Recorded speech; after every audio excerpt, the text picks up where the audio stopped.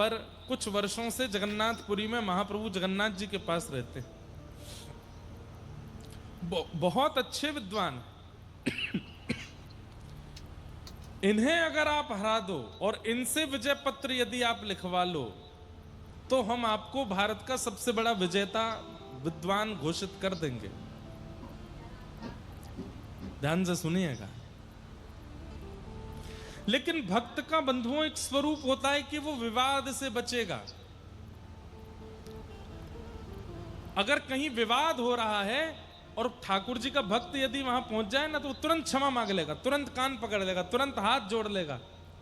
उसकी गलती नहीं है तो भी उसको विवाद नहीं चाहिए, सब समाधान हो जाए। संवाद कर लो, विवाद मत करो। इन्होंने जैसे ही माधवदास का नाम सुना तो बोले ठीक है, मैं जाता हूं जगन्नाथपुरी और उसको हरा करके उससे विजय पत्र लिखवा के लाऊंगा, उसके बाद आप भारत का सबसे बड़ा विद्वान मुझे घोषित करेंगे। बोले हाँ बिल्कुल करेंगे। वो ब्राह्मण काशी से निकले। माधवदास जी तो बेचारे ठाकुर जगन्नाथ जी को पूर्ण समर्पित थे। विद्वान जगन्नाथपुरी पहुंचा और उसने जगन्नाथपुरी आकर के ढूंढा, कहां है माधवदास।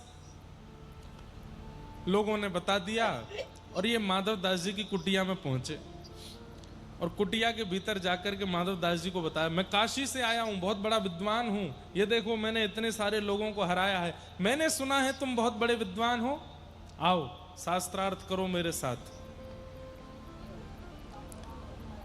माधवदास जी हाथ जोड़ के बोले, भगवान शास्त्रार्थ करके आप मुझे हराना चाहते हैं, स्वयं जीतना चाहते हैं। बोले हाँ, तो मैं अपनी हार पहले ही स्वीकार कर लेता हूं, आपके चरण पकड़ता हूं। आप जीते, मैं हारा, आपकी विजय हुई। सब लोग इधर देखो, यहां देखो।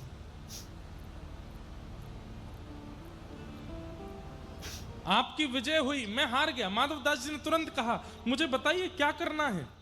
ये शास्त्रार्थ आदि रहने दीजिए, प्रेम से विराजिए, महाप्रसाद पाइए, ठाकुर जी का दर्शन कीजिए। मुझे हराने से अगर आपको कुछ मिले तो मैं अपनी हार स्वीकार करता हूं। ब्राह्मण बोले नहीं नहीं, शास्त्रार्थ करो। भगवान अब शास्त्रार्थ में समय व्यर्थ होगा, इतनी देर हम जगन्नाथ जी का दर्शन कर लेंगे ना, मैं हार स्वीकार करता हूं अपनी। बोले अच्छा, तो ये विजय पत्र लिखो। बोले हाँ मैं लिख देता हूं, क्या लिखना है। बोले तुम लिखो, ये अमुक नाम के ब्राह्मण काशी से आए थे, जगन्नाथपुरी में आकर के इन्होंने शास्त्रार्थ में मुझको हरा दिया है।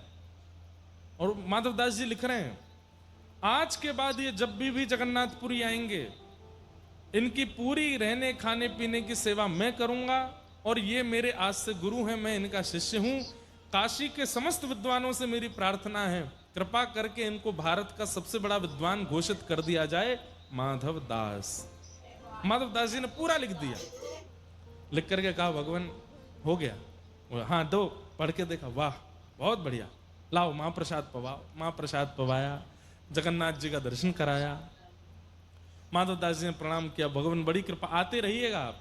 बोले जी। अब ये विद्वान काशी के लौट करके काशी गए। विद्वानों की सब गोष्ठी बुलाई, बड़े बड़े विद्वान बुलाए। बोले किसने कहा था मुझे कि माधवदास को जाके हराना है। एक ने कहा मैंने कहा था। बोले लो विजय पत्र। हरा दिया माधवदास को। सारे विद्वान खड़े हो गए। पत्र खोला और जैसे ही पत्र पढ़ा, उसमें क्या लिखा था, ये अमुक नाम के ब्राह्मण जो काशी से जगन्नाथपुरी आए थे, मुझ माधवदास से शास्त्रार्थ में बुरी तरह हारे हैं। मेरे एक शब्द का भी उत्तर ये दे नहीं पाए हैं। इनकी अत्यंत बुरी पराजय हुई है। आज मैं माधवदास से घोषित करता हूं कि आज के बाद ये मेरे शिष्य हैं, मैं इनका गुरु हूं, और काशी के समस्त विद्वानों से प्रार्थना करता हूं, इनको भारत का विद्वान घोषित मत करना। माधवदास। सब हंसने लगे। ब्राह्मण बोला नहीं नहीं नहीं नहीं, दिखाओ मुझे। खोल करके देखा तो वही लिखा था। ये कैसे हो सकता है। अरे भाई, उन्होंने मेरे सामने लिखा था, स्वयं लिखा था, वो हारे थे मुझसे। बोले अब तुम बात मत बनाओ, स्पष्ट लिखा है, तुमने अपने हाथ से पत्र हमको दिया है, उसी में लिखा है कि तुम हारे हो। ये बोले नहीं नहीं नहीं, मैं दोबारा जाऊंगा, कुछ गड़बड़ है, कोई टोना टोटका हुआ है। पत्र की लेखनी बदल कैसे गई? किसने बदली? ये बदलते हैं। अपने समर्पितों का कुछ भी कर सकते हैं ये, इसलिए पंगा नहीं लेना। किसी वैष्णव भक्त से पंगा मत लेना, क्योंकि ये जगन्नाथ हैं। नाथ का मतलब क्या होता है? रक्षक। अगर ये किसी को स्वीकार कर लेते हैं तो फिर उसका इंद्र भी बाल बांका नहीं कर सकता। वो ब्राह्मण पहुंच गया दोबारा काशी से जगन्नाथपुरी। माधवदास जी महाप्रभु जी के दर्शन के लिए जा रहे थे। ब्राह्मण ने तुरंत मार्ग रोका। ए माधवदास, कौन सा टोना टोटका सीखा? अरे गुरुजी आप आए हैं, प्रणाम। ये नाटक मत करो मेरे सामने। ये पत्र उल्टा कैसे हो गया? माधवदास जी बोले, मैंने तो आपके सामने लिखा, आपने बैठ करके लिखवाया, जो शब्द आपके थे मैंने वही लिखा। बोले पढ़ो। माधवदास जी ने जब पढ़ा तो माधवदास जी को भी हंसी आ गई। ये मैंने तो नहीं लिखा। बोले हस्ताक्षर तुम्हारे हैं? बोले हाँ हस्ताक्षर तो मेरे हैं। अरे मेरी बड़ी बदनामी हो गई काशी में। बोले अब क्या करें ये बताओ। काशी के कुछ विद्वान जगन्नाथपुरी आए हुए हैं। काशी के कुछ विद्वान जगन्नाथपुरी आए हुए हैं और वो यत्र तत्र घूम रहे हैं।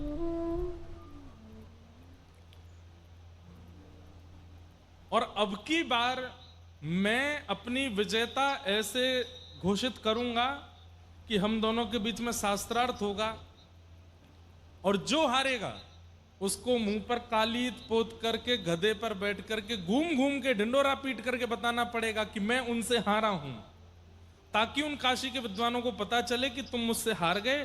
तब मेरी फिर जो मेरी इज्जत खराब हुई है वो बचेगी।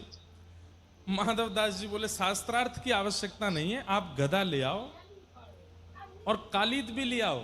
मैं पोत करके गधा पे बैठ के पूरे नगर में ढिंडोरा पीट दूंगा कि आप जीत गए, मैं हार गया।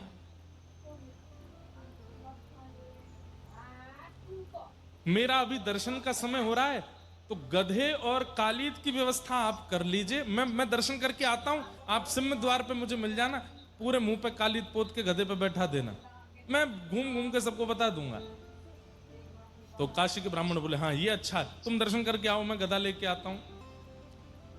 यहां माधवदास जी अंदर दर्शन करने गए, ब्राह्मण गधा लेने गया, कुछ कालीत लेकर के आया। माधवदास जी तो महाप्रभु जगन्नाथ जी का दर्शन कर रहे थे। महाप्रभु जगन्नाथ जी ने ऐसा रूप धारण किया कि माधवदास जी तो वहीं खड़े रह गए, बाहर निकलना ही भूल गए। ठाकुर जी माधवदास का रूप धारण करके बाहर आ गए। महाप्रभु जगन्नाथ माधवदास जी के रूप में निकल करके सिंह द्वार से बाहर आए तो वो सामने वो विद्वान खड़ा था। हाँ हाँ जैसी हमारी बात हुई थी, बैठ जाओ गधे पर। और वहां भीड़ भी इकट्ठी हो गई थी गधे को देख के, ये सब देख के। माधवदास जी बोले गधे पर तो बैठ जाएगा, लेकिन वो बैठेगा जो हारेगा, अब शास्त्रार्थ करो। तो तुम तो मना किए थे शास्त्रार्थ नहीं करना, बोले कि अब मूड बदल गया, अब शास्त्रार्थ करना है, बैठो। चौकी लगी तो अब भगवान से कौन जीते शास्त्रार्थ में। जैसे ही एक पंक्ति प्रारंभ की भगवान उस विद्वान ने उसका ऐसा खंडन किया, भगवान ने ऐसा खंडन किया, जितनी बातें वो करता गया सबका खंडन करते करते तालियां पिटने लगी महाराज, सब जय जयकार करने लगे, हमारे माधवदास की जय हो, पुरी के माधवदास की जय हो, जगन्नाथ के दास की जय हो। वो ब्राह्मण बेचारा अपनी नजर, ठाकुर जी बोले उठो, कालीत लेकर के उसके मुंह पे लगाई, माथे पे लगाई, नाक पे लगाई, बोले बैठो गधे पर। गधे पे बैठा के बोले अब जाओ पूरे नगर में घूम घूम करके बोलो माधवदास जीता मैं हारा। रोने लगा बेचारा वो विद्वान, माधवदास जीता मैं हारा, माधवदास जीता मैं हारा। सब हंसे उसको देख के। ठाकुर जी तो ये लीला करके वहां से अंतर ध्यान हो गए। भीतर खड़े माधवदास जी को थोड़ी देर बाद होश आया, बोले कि अरे दर्शन हो गए। बेचारे वो नीचे खड़े होंगे, गधा कालित लेके मैं चलूं नीचे।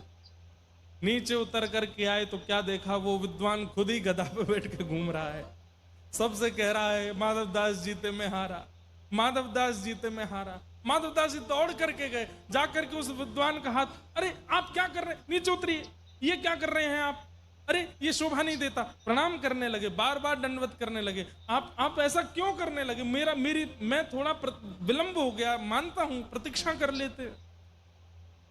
विद्वान उल्टा गिरे, बोले भैया तेरे हाथ जोड़ो, 2 बार कह दिया था तूने कि नहीं करूंगा शास्त्रार्थ, पर जब शास्त्रार्थ किया इतना अद्भुत, अरे तुम बोलते हो कि तुम्हारे मुख से साक्षात वेद प्रकट होते हैं। नहीं, मेरी हार ही अच्छी है, मैं हारा हुआ ही ठीक हूं, आज से तुम मेरे गुरु, मैं तुम्हारा शिष्य। माधवदास जी बोले क्या बात कर रहे हैं आप? बोले तुमने मुझे हरा दिया, मेरी आज आंखें खोल दी, तुमसे बड़ा विद्वान कोई नहीं। बोले मैंने कब हराया? अरे वहां बैठ करके क्या अद्भुत तुम बोले जा रहे थे। माधवदास जी सुन करके सब समझ गए, पत्र की लेखनी बदल जाना और मेरे दर्शन के समय बाहर आकर के शास्त्रार्थ करने, ये सब कालिया ठाकुर ने किया है, ये सब महाप्रभु जगन्नाथ जी की कृपा है। हाँ, भीतर जाकर के जगन्नाथ जी के सामने रोए माधवदास नाथ। उस विद्वान की केवल एक ही तो उम्मीद थी कि उसको यश चाहिए, और वो यश देने के लिए मैं पूर्ण रूपेण तैयार था, क्यों नहीं देने दिया? बोले यश चाहिए तो दुनिया में बहुत जगह है, जाकर के यश ले ले, मेरे भक्त का अपमान करके यश लेने के लिए कोई आएगा, मैं कदापि सहन नहीं करूंगा। ऐसे हमारे महाप्रभु जगन्नाथ, तो इनके प्रति समर्पित हो जाओ, आपको पता नहीं चलेगा ये कैसे कैसे आपकी सब जगह से रक्षा कर लिया करेंगे। इनके प्रति अधीन हो जाओ। थाम उंगरिया जौन डगरिया, थाम उंगरिया, हम कह रहे हैं ठाकुर जी से, ले चालो तुम जानो, हाँ ले चालो तुम जानो, हरि में नैनहीन तुम नैना, हरि में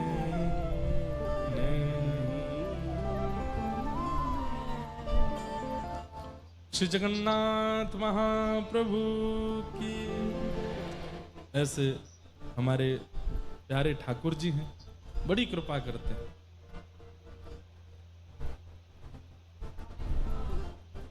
सवै पुंसां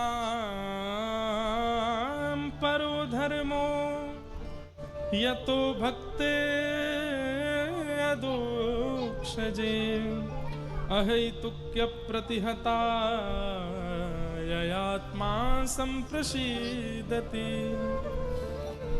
सभी प्राणी मात्र का परम धर्म क्या है? ठाकुर जी से प्रेम लक्षण युक्त होकर भक्ति करना। केवल भजन करना, भक्ति करना, मंदिर जाना, ये धर्म हो सकता है, लेकिन ठाकुर जी से प्रेम युक्त होकर के उनका भजन करना। जीमो मारा शाम घणी जिमावे बेटी जाट की, जीमो मारा शाम घणी जिमावे बेटी जाट की। बाप हमारो गाम गयो है, ना जाने कब आवे गो,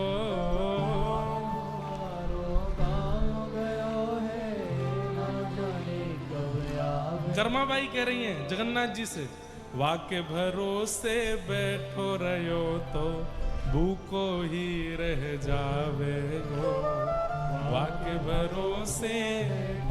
ये पद तुम मारवाड़ी में, पर मैंने ब्रजभाषा में गा दिया है।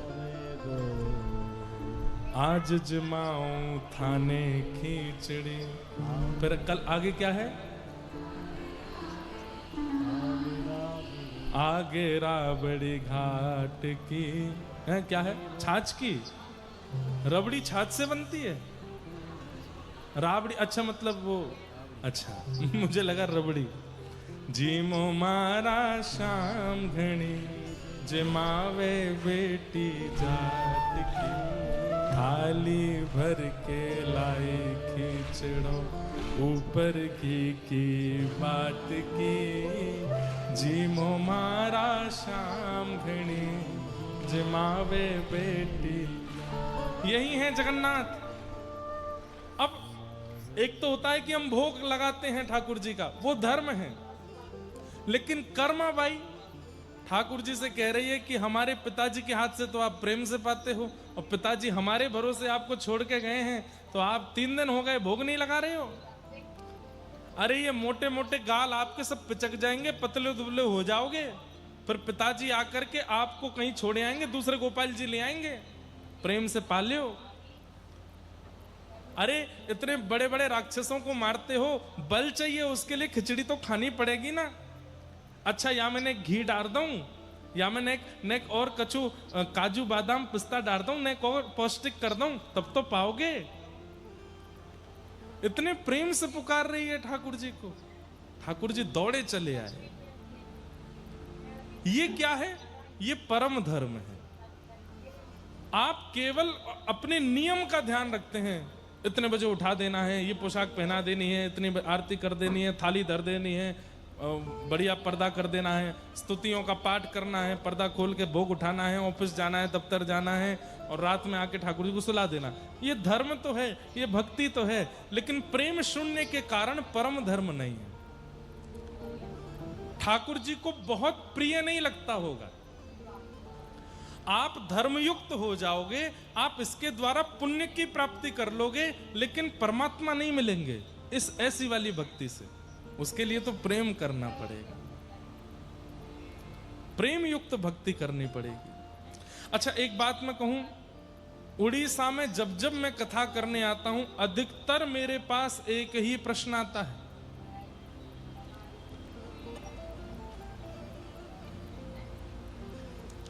और वह प्रश्न क्या होता है? महाराज जी, मेरे घर में सभी लोग मांसाहार करते हैं। अधिकतर यही बात लिखी आती है।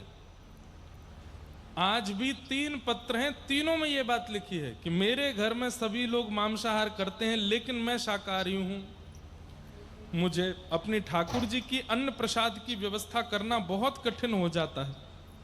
कृपा मुझे अब कैसे बनाएंगे? जिस रसोई घर में मछली आ गई हो, जिस रसोई घर में मांस आदि आ गया हो, वहां पर ठाकुर जी का भोग बनना भी नहीं चाहिए। ऐसी स्थिति में हम भैया यही निवेदन कर सकते हैं कि ठाकुर जी को फलाहारी रखो, फल का भोग लगाओ, और ठाकुर जी के साथ साथ आप भी एक समय तो फलाहारी करो। और घर वाले वो भी नहीं करने देते तो फिर क्या बताएं, छुप छुप के ही फलाहार करो, नहीं खाओ एक समय। हमारे ठाकुर जी नहीं पाते तो हम कैसे पाएं? और इस फलाहार व्रत का एक ही प्रण लीजिए कि हमारे घर के समस्त लोगों की बुद्धि सुधरे और वे मांसाहार का त्याग करें। कल मेरे पास में कोई एक भैया आए और उन्होंने भी आकर के मुझे समझाया, बोले महाराज जी, हम यहाँ भुवनेश्वर, कटक आदि सब जगह युवाओं को देखते हैं, युवा कथा में भी आते हैं, युवा कथा में आकर बैठते भी हैं, 7 दिन पूरी कथा भी सुनते हैं, लेकिन वापस लौट करके जाते हैं, आहार को नहीं बदलते। सब खाएंगे, सब पिएंगे, कथा भी सुनेंगे, सब खाएंगे, सब पिएंगे, जगन्नाथपुरी भी जाएंगे, सब खाएंगे, सब पिएंगे, रथ यात्रा में भी जाएंगे, उसका कोई लाभ नहीं है। ये तो ऐसे ही मानो कि आप शुगर की दवाई खाते हो, लेकिन सुबह उठते ही जलेबी भी खाते हो। दवाई का क्या औचित्य है? कोई फर्क नहीं पड़ने वाला। अरे एक बात मेरी बहुत ध्यान से सुन लीजिए, जितने लोग इस पंडाल में बैठे हैं, आप लोगों से मैं कह सकता हूं, बाहर के लोगों की जिम्मेवारी मेरी नहीं है। विवाह के बाद पति अपनी पत्नी के लिए बदलना शुरू कर देता है, पत्नी अपने पति के लिए बदलना शुरू कर दे। ब्याह से पहले ऐसे नहीं थे वे, लेकिन एक दूसरे के साथ रहने के लिए थोड़ा बदलाव करते हैं। पत्नी को जो नहीं अच्छा लगता पति वो नहीं करता, हो जाते हैं तो बच्चों को बेचारे उनको सुलाते रहते हैं, वो रोते रहते हैं, अपनी नींदें उड़ा देते हैं उन बालकों के लिए। ब्याह के बाद पति पत्नी के लिए, संतान हो जाने के बाद फिर करके माता पिता को पूछना बंद कर देते हैं, तब उनके द्वारा होने वाली पीड़ा में भी उम्मीद ना रखने का त्याग, सब जगह त्याग किया जाता है। लेकिन महाप्रभु जगन्नाथ जी के होने के बाद हम मांस नहीं छोड़ सकते उनके लिए। सबके लिए त्याग कर देते हैं, एक दूसरे के लिए इतना बड़ा सब कुछ छोड़ देते हैं। क्या परमात्मा के लिए हम किसी जीव को खाना नहीं छोड़ सकते? इतनी बड़ी बात है। अरे मर जाएंगे क्या कि अगर हम जीव नहीं खाएंगे तो? अरे ये दुनिया में सामग्री कम है क्या खाने की? हम बस इतना निवेदन करेंगे, आहार की शुद्धि कर लीजिए, महाप्रभु जी इसी से ही प्राप्त हो जाएंगे। जैसा खाओ अन्न वैसा होवे मन, जैसा होवे मन वैसे होवे विचार, जैसे होवे विचार वैसी होवे क्रिया, जैसी होवे क्रिया वैसी होवे गति। सब आहार पर निर्भर है। कई बार हमें लगता है कि आहार गलत खाने वाले व्यक्ति का व्यवहार तो अच्छा ही है। नहीं, एकांत में उसके मन में क्या विचार विकार चल रहे हैं हम नहीं जानते। इसलिए आहार को शुद्ध करना पहले प्रारंभ कीजिए। आहार शुद्धौ सत्व शुद्धि, सत्व शुद्धौ ध्रुवा स्मृति। आहार की शुद्धि बहुत आवश्यक है। और आहार की शुद्धि, आहार तो उसको बोला जाता है दाल चावल रोटी सब्जी, इनको आहार कहा जाता है। मांस तो आहार है ही नहीं, हम लोगों का आहार नहीं है वो। केवल लूली बाई को सुख देने के लिए खाते हैं लोग। किसको?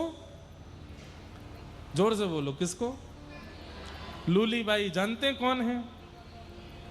हमारे शरीर का सबसे खतरनाक अंग लूली बाई। एक भी हड्डी नहीं है इसमें, लेकिन आपकी सारी हड्डी तोड़वाने की सामर्थ्य है इसमें।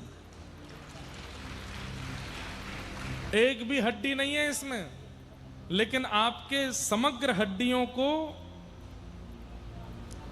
आपके समग्र शरीर को, मन बुद्धि को, आपके जीवन को नरक बनाने का, स्वर्ग बनाने का, दोनों का काम इसके पास है। ये चाहे तो आपको फकीर बना दे, ये चाहे तो आपको संत बना दे, चाहे तो आपको मीरा बना दे, चाहे तो सूरदास सालबेग बना दे, और ये चाहे तो आपको रावण कुंभकर्ण कंस बना दे। इसके चाहने से सब हो जाता है। जब इसका आभूषण आहार ही पवित्र नहीं होगा तो व्यक्ति पवित्र कैसे बनेगा?